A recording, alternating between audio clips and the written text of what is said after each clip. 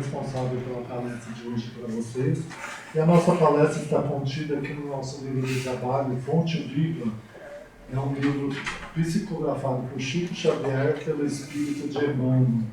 E ela é intitulada A Oração do Justo, faz parte do capítulo 150. Para começar, gostaria primeiro de trabalhar o conceito de oração do justo.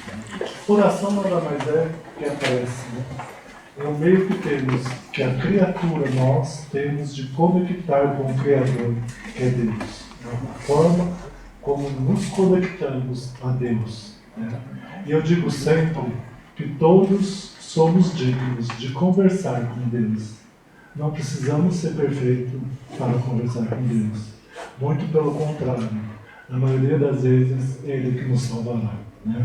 E pela prece, podemos louvar a Deus, a divindade, a sua bondade, o seu amor. Podemos agradecer por alguma causa, por alguma coisa que conquistamos.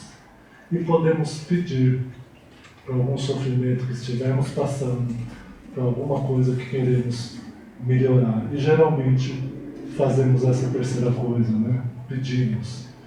O que seria justo? No livro dos Espíritos, que é um livro da codificação espírita, codificado por Allan Kardec, nos diz que Deus é soberanamente bom e justo. Né? E Ele implementa as suas leis, as leis divinas, as leis do amor, as leis morais, através de espíritos benfeitores, de pessoas benfeitoras que Ele coloca em nossa vida. Então a oração do justo nada mais é que pedir, que orar, que realizar uma prece por meio dos benfeitores de Deus. Né? E Emmanuel diz nesse livro que fazendo isso, nós teríamos mais chance de alcançar o que pedimos, né? Seria mais eficaz e com mais poder. Nesse livro, logo no começo, sempre tem uma citação evangélica que diz: a oração feita por um justo pode muito em seus efeitos. Está presente no Evangelho de Tiago, capítulo 5, versículo 16. Então diz exatamente isso, exalta o poder da oração aos justos, que seria muito mais eficaz e poderosa. Né? Nessa passagem, Tiago exemplifica que através da fé você pode curar doenças, através da fé você pode obter o perdão dos pecadores. E ele dá um exemplo aqui, utiliza do profeta Elias, que seria o justo nessa passagem, né? Que através da sua fé pede para não chover e obtém essa graça para que não estrague a lavoura, que no caso eles trabalhavam. Também nesse livro, logo no começo, Emmanuel nos dá alguns exemplos através de exemplos da natureza, dos seres da natureza, né? Que na verdade, se a gente for observar, é como se eles estivessem fazendo orações. Na verdade, eles estão suplicando pela ajuda divina, por algo melhor. Então ele fala aqui, ele dá o exemplo do verme, né, o verme caminhando pelo caminho, ele está pedindo, na verdade, suplicando que o caminho seja mais leve. Ele fala também da loba, né? A loba acaricia seu filhote, ela também estaria suplicando para que Deus deixe o amor reinar no coração dela, para que não venha o seu lado selvagem. Também ele fala dos povos primitivos, né, que exaltam a força da natureza através da adoração ao trovão. Na verdade, são atos de suplício também, para que Deus manifeste de outra forma a sua fé neles. Né? Então, se a gente for observar, se a prece é o caminho para o homem do bem, mesmo o homem do mal está suplicando o tempo todo por ajuda de Deus. Isso nos faz pensar que, será que não tem momentos que a gente, às vezes, em vez de condenar aqueles que condenamos, que achamos que não estão tão evoluídos assim e que não estão seguindo no caminho do bem, será que eles não estão suplicando por nossa ajuda? Será que não seremos nós, neste caso, os justos que podemos mudar o caminho dessas pessoas? Será que Deus não pôs essas pessoas no nosso caminho para que a gente faça esse papel? Em vez de criticar, a gente ajudar. Então vamos pensar sobre isso, né? Também continuando, Emmanuel continuou com os exemplos da natureza, né? Ele fala assim que tem sempre situações inevitáveis da natureza que sempre tem a resposta de Deus, né? Então ele fala, por exemplo, se você jogar uma pedra na casa do vizinho pelo alto, essa pedra com certeza vai cair para você. Ele fala também, se eu espalhar um perfume aqui nesse ambiente, com certeza o aroma desse ambiente se tornará perfumado.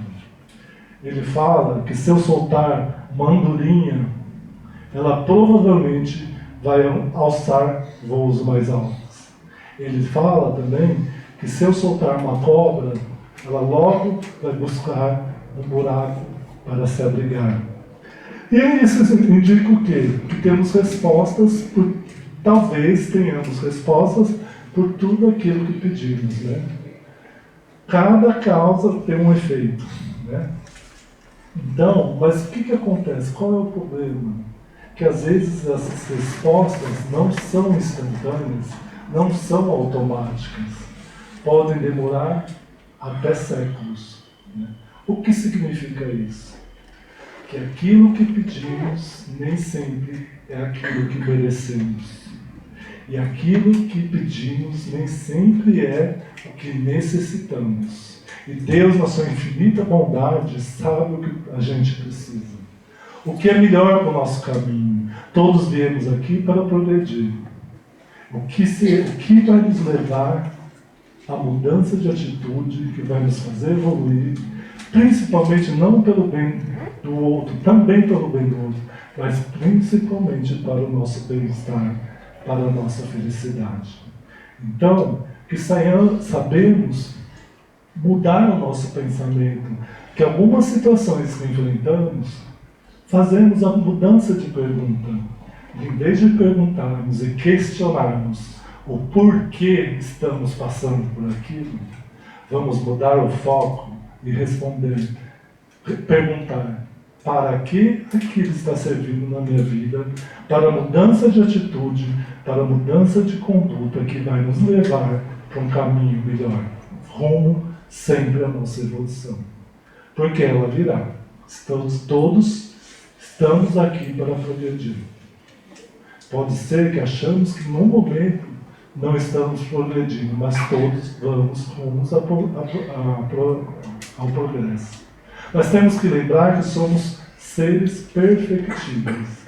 Ainda não somos perfeitos. Não um dia após o outro. É um processo.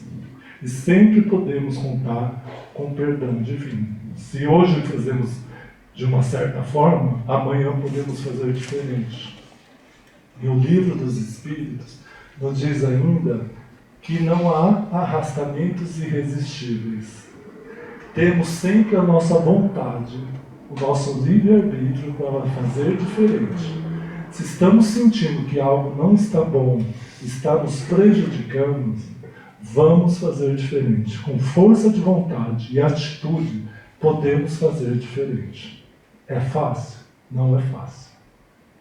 Mas é um processo. E podemos lembrar também que sempre caso fazemos alguma coisa que achamos errado, que não está no caminho do bem, sempre temos o perdão de Deus. E se temos o perdão de Deus, que não condena ninguém, quem condena geralmente somos nós mesmos.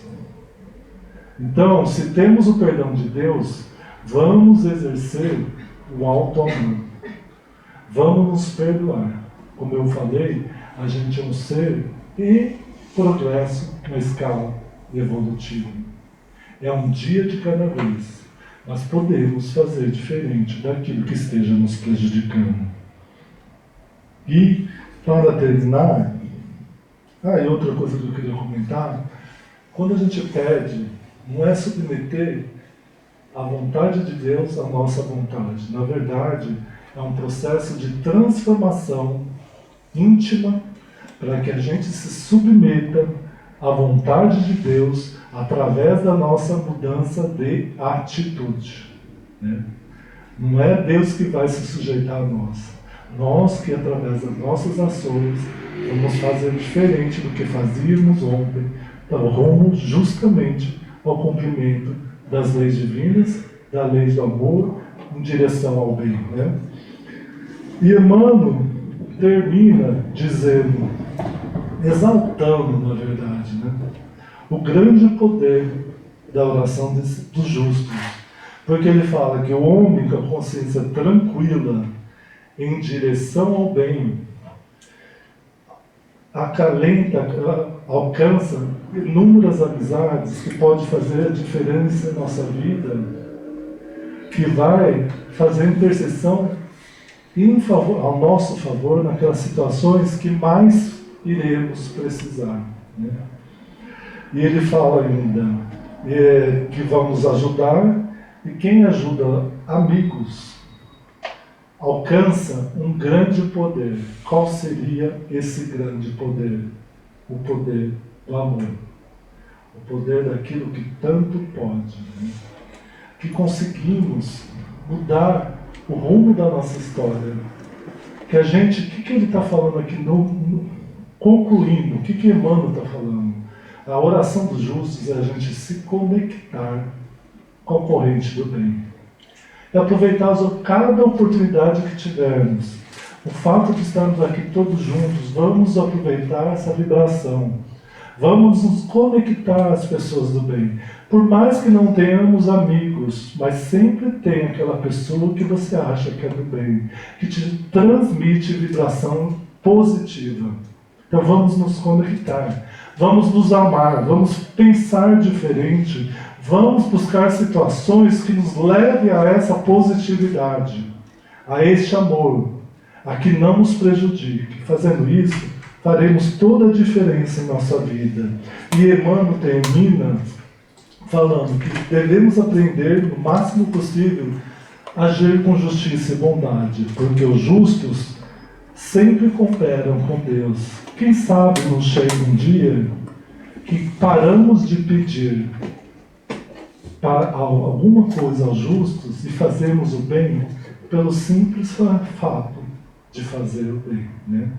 E eu termino aqui, não poderia ser diferente, com uma oração da pessoa mais justa que passou na face da terra, que é o Pai Nosso, que Jesus nos ensinou, mas uma versão de José Silvério Horta, que foi um monsenhor nascido no século XIX em Minas Gerais, que dispunha de si para se tornar útil aos outros.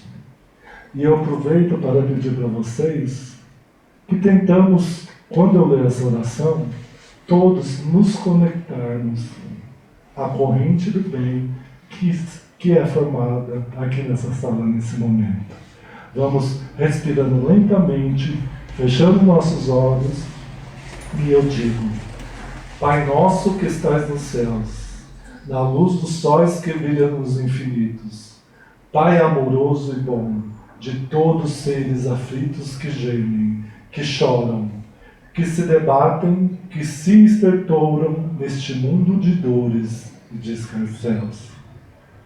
Santificado, Senhor, seja o teu nome sublime, que em todo o universo exprime ternura, concórdia, misericórdia e exprime o amor. Venha ao nosso coração o teu reino de bondade, o teu reino de paz, o teu reino de claridade.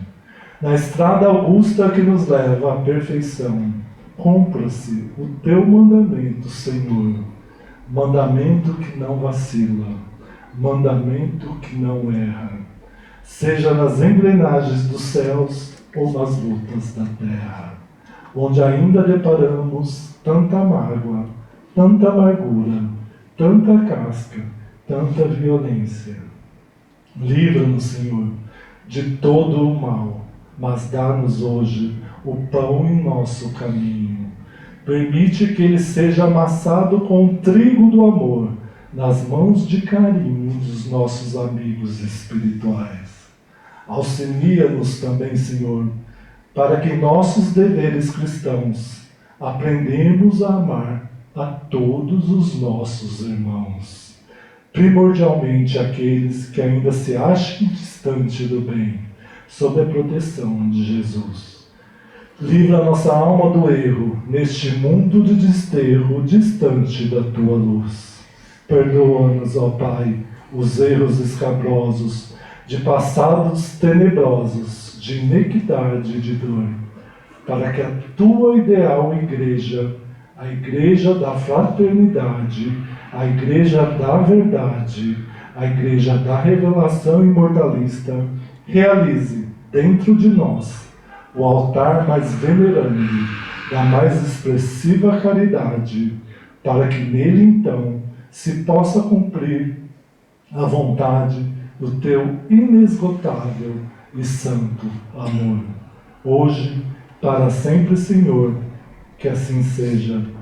Muito obrigado, Pai da vida, muito obrigado, Mestre Jesus, que sempre tenhamos caminho do bem, em direção à justiça de Deus, em direção ao bem, em direção ao amor. Muito obrigado a todos.